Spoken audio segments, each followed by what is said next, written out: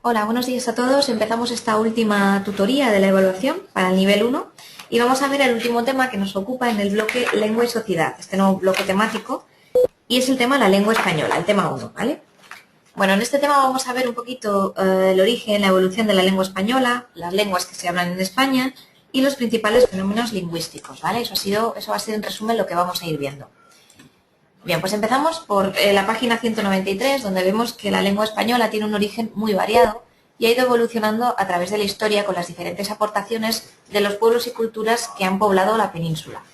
Según el tiempo en el que han permanecido estos pueblos, nos han dejado sus influencias y huellas. Es decir, si han permanecido más tiempo, también si eran pueblos muy importantes como el romano, pues nos han dejado sus influencias más o menos, ¿vale? En mayor o menor medida. El castellano es una lengua románica o romance y esto quiere decir que está derivada del latín. Bien, vamos a ver las épocas que han transcurrido y los pueblos que han ido ocupando la península. La primera sería la prerrománica y la románica. Estas serían las primeras épocas. La base fundamental en la que se apoya el castellano es en la lengua de los romanos, que era el latín. Antes de la llegada de los romanos, la península ibérica estuvo ocupada por otros pueblos que tenían lenguas y culturas diferentes. Este periodo se conoce como la época prerromana, ¿no? Anterior a la romana. Los pueblos más importantes de esa época fueron los íberos, celtas, vascos, etc. Bueno, hay algunos ejemplos de esos vocablos o esas voces prerromanas y son vega, barro, carrasca, baba, losa, etc. Como veis aquí. Bueno, después vinieron los romanos que trajeron su civilización más avanzada, sus costumbres, su lengua, por supuesto, y se hablaba también o latín vulgar o latín culto. El latín vulgar, que fue el primero que llegó, era usado por los soldados, por los comerciantes y los colonos, que aquí se aposentaron. No tardaron en instalarse escuelas y, bueno, pues se dio lugar a los escritores romanos más importantes, ¿no? Séneca y Lucano, ambos de Córdoba, ¿vale? Pero eran escritores de Roma. Las lenguas prerromanas compitieron con el latín durante algún tiempo hasta que poco a poco este les dominó. O sea, el latín se apoderó de todo el territorio. Lo aprendieron todos los prerromanos. Dicen que el País Vasco no sufrió la dominación romana y por eso conservó su lengua. Eso es lo que algunos estudios indican. La mayoría de las palabras del castellano, un 70%, proceden del latín, aunque todavía hoy quedan palabras de origen prerromano, como tenemos aquí y que hemos visto antes. Bueno, el latín se convirtió en lengua común de todo el territorio conquistado y con el declive de este imperio romano, las relaciones comerciales y el intercambio cultural del latín perdió fuerza. Después se produjeron las invasiones de visigodos y árabes que hicieron evolucionar el lenguaje pues, en derivados del latín, ¿vale?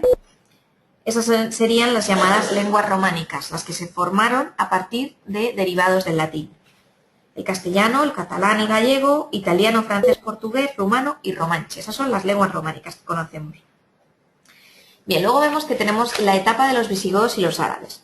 Durante el siglo V después de Cristo, los llamados pueblos bárbaros invaden la península ibérica. Los más importantes, esos pueblos bárbaros que fueron muchos, son los visigodos. En el año 409 los germanos empezaron las invasiones por el Pirineo. El reino visigodo de España quedó definitivamente implantado por Leovigildo, que os sonará seguro, en Toledo, ¿vale? Que esa era la capital de la monarquía. Sin embargo, adoptaron la lengua de los vencidos. Esto es muy raro, es decir, normalmente el pueblo que vence, en este caso el pueblo visigodo que venció al romano, tendría que haber impuesto su lengua. Pero lo que hicieron fue adoptar la lengua del latín. O sea, imaginaos la importancia que tenía el latín. Bien, tenemos aquí algunos ejemplos de germanismos, como veis, el adrede, agasajar, aspa, brotar, etc. Y vemos que hay muchísimos, ¿vale? No tenemos que aprenderlos, simplemente verlos y saber que estas palabras proceden y tienen ese origen, ¿vale?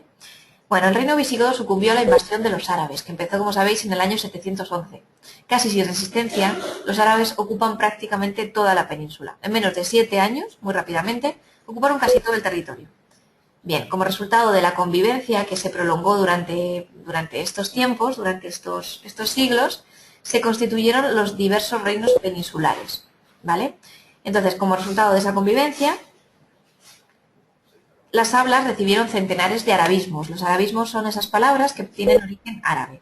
En castellano todavía subsisten algunas, como vemos aquí, aceituna, acequia y todas las que empiezan por al, alambique, alarde, albañil, albaricoque, albornoz, alcachofa, etc.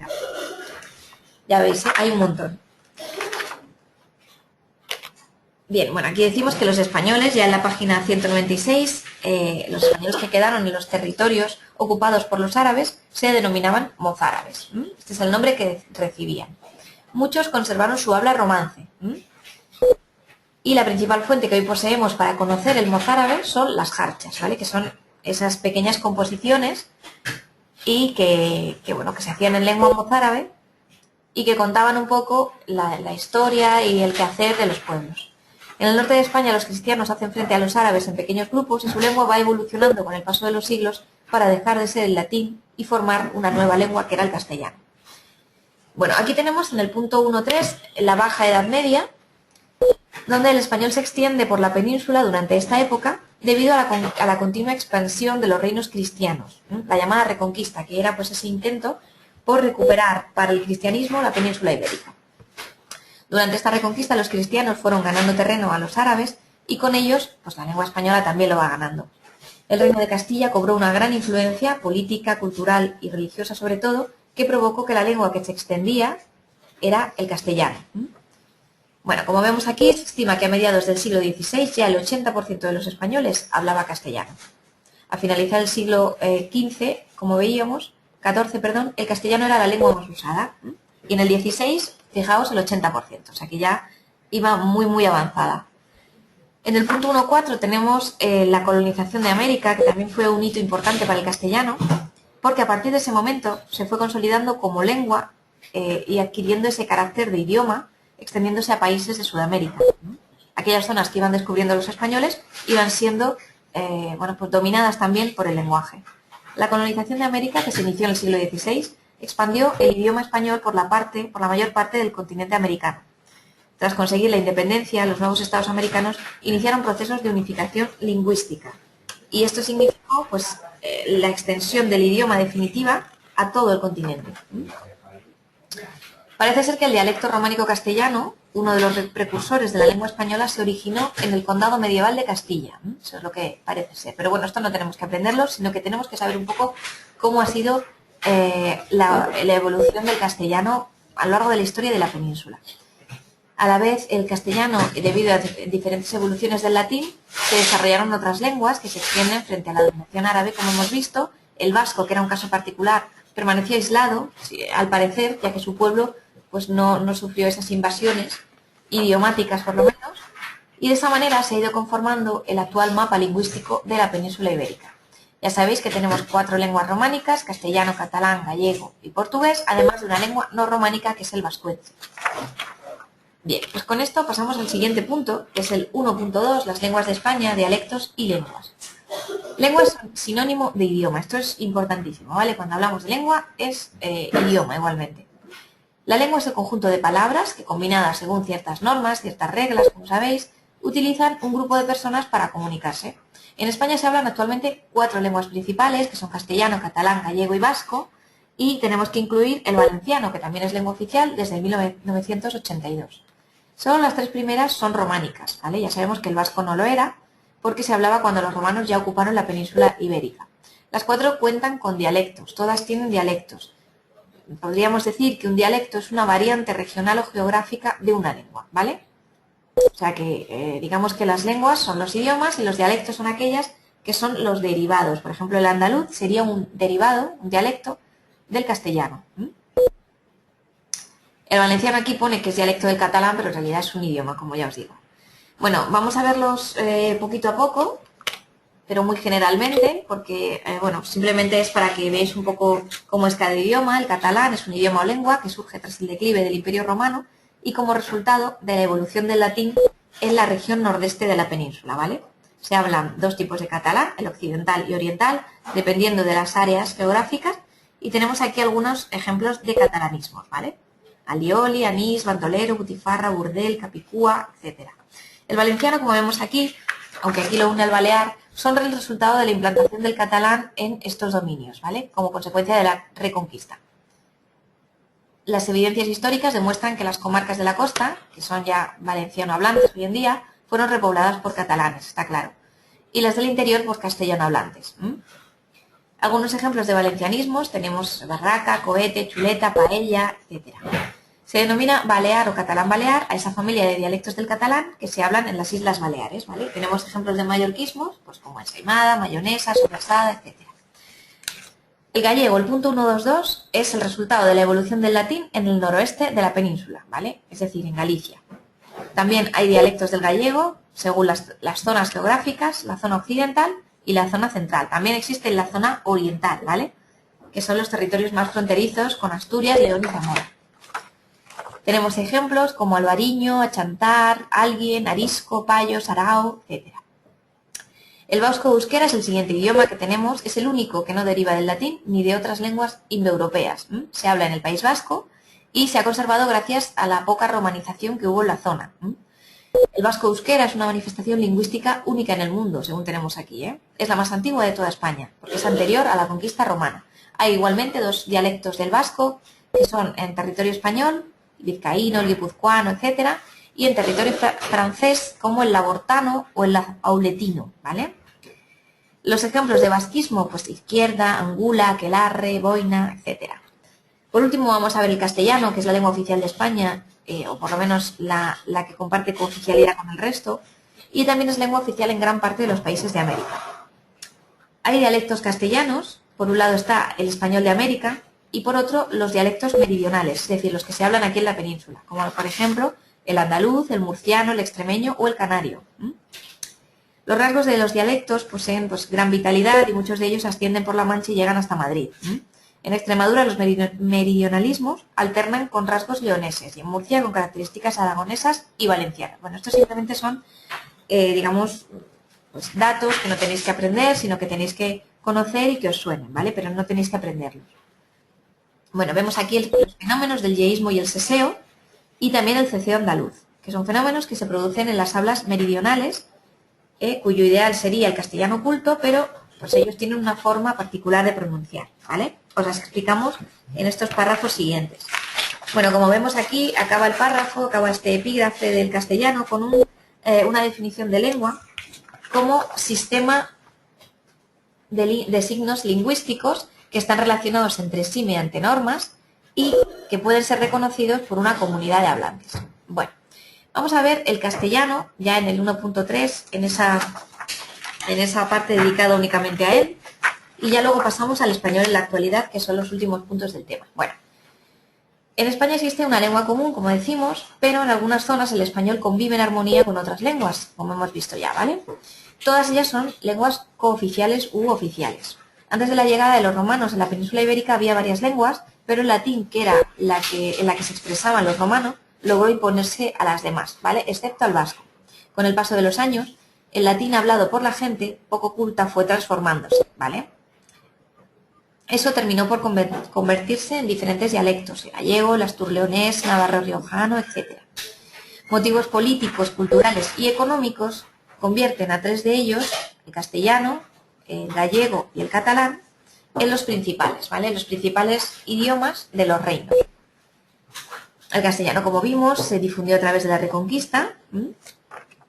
También la literatura, que alcanzó un gran desarrollo. Además, se extendió por América y Filipinas a través de los conquistadores y colonizadores. También los judíos que fueron expulsados durante 1492 también se lo llevaron y hoy lo mantienen sus descendientes.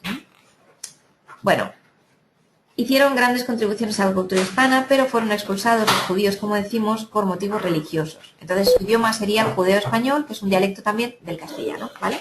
Bueno, como vemos, la expansión y la extensión en territorio del castellano es muy amplia. Vamos a ver este punto 1.4, el español en la actualidad. El idioma español o castellano, como decíamos, es una lengua romance, uno de los 6 idiomas oficiales en la ONU, y tras el chino mandarín es la lengua más hablada en el mundo, por número de personas que la tienen como lengua materna. Es también idioma oficial en muchas de las principales organizaciones, como la Unión Europea, la Unión Africana, etc. Y según el último anuario del Instituto Cervantes, son más de 90 los países donde se estudia el español. Cada vez está más de moda y cada vez, bueno, pues es más su extensión. Es como el resto de lenguas romances, es una continuación moderna del latín hablado o vulgar y hoy lo hablan más de 200 millones de personas. Se habla también castellano en Andorra, en Sáhara Occidental, en algunas zonas del norte de Marruecos, como sabéis, en la mayor parte de Sudamérica, en Filipinas, bueno, en muchísimas zonas, ¿vale? No tenemos que aprenderlas, sino conocer un poquito por dónde se habla. México, por ejemplo, como curiosidad os damos el dato, es el país con el mayor número de hablantes, casi una cuarta parte del total. Por lo tanto, y según todo esto, el español se ha ido consolidando como una de las lenguas más habladas y que más interés suscita. Hay muchos préstamos que hemos adoptado de otros idiomas, por ejemplo del francés, como garaje, bisturí, tren, o del inglés, líder, fútbol, tenis. Bueno, aquí vemos que el último apartado de este punto se dedica al español en Internet, porque la presencia del español en la web es una garantía de difusión de nuestro idioma al resto del mundo. Internet está considerado como el medio de comunicación más democrático inventado y por lo tanto, bueno, pues que esté presente también en Internet es un gran avance, ¿vale? Está muy presente. Bien, pues aquí por último vemos que el español en la actualidad también incluye, por supuesto, el español de América, que fue iniciada, pues ya os decimos, esa expansión con la colonización en el siglo XVI, en el 1492, ¿vale? Finales del siglo XV. Las expediciones de los conquistadores hacia América determinaron la instalación definitiva del español en esta zona, ¿vale? Cuando llegaron al continente americano se encontraron con más de 100 familias de lenguas diferentes, indígenas y dialectos, en fin, se encontraron con una amalgama de idiomas que supusieron en principio una gran dificultad. Por ello unificaron el idioma, unificaron también la religión, intentaron evangelizar y de ahí viene la expansión del español, ¿vale? Hay una serie de rasgos fonéticos que son muy importantes y que encontramos en el español de América. Los tenemos aquí, el seseo, el yeísmo, la aspiración o pérdida de la S final de palabra, la confusión de R y L y la aspiración de la H. Estos rasgos los encontramos también en el andaluz, muy parecidos, lo que nos lleva a pensar que o bien parte de los conquistadores procedían de Andalucía o bien se ha producido una evolución independiente entre Andalucía y América que han resultado ser o llegar a un punto similar. Bueno, luego vemos los rasgos morfológicos del español de América, que no tenemos que aprenderlos de memoria, pero sí conocerlos, y algunas peculiaridades léxicas. Bueno, pues aquí tenéis en esta página 207 una serie de términos, una serie de conceptos, cómo se nombran en castellano y cómo se llaman en América, ¿vale? Bueno, pues a partir de ahí vemos los principales fenómenos lingüísticos, que los hemos visto antes brevemente, seseo, ceceo y yeísmo, y el voseo, que antes no estaba incluido. Estos tienen unas características muy particulares y bueno, pues sí que es conveniente saber cuáles son esas características. Prácticamente ya con el nombre de seseo, fijaos, ya conocemos. Consiste en pronunciar Z como S. El ceceo, al contrario, S como Z. El yeísmo, pues elle como Y. Y el voseo es aquel en el que, bueno, pues se trata o se hace uso del pronombre vos y de ciertas conjugaciones verbales y se confunde o se diferencia del tú, ¿vale? El vos tenés, ya sabéis, se utiliza vos en lugar de tú y de ti. Bueno, pues esto sería un poco el resumen. Los tipos de voseo no hace falta memorizarlos, sino simplemente conocer seseo, ceceo, yeísmo y voseo, ¿vale? Pues aquí terminamos con este tema, el último de la evaluación, muy importante porque se puede preguntar perfectamente por estos rasgos lingüísticos. Hacemos los ejercicios de autoevaluación y con esto hemos terminado la evaluación. Cualquier duda que tengáis me la consultáis y bueno, si no tenéis ninguna duda, nos vemos ya en el próximo sábado durante el examen. Muchas gracias y un saludo a todos.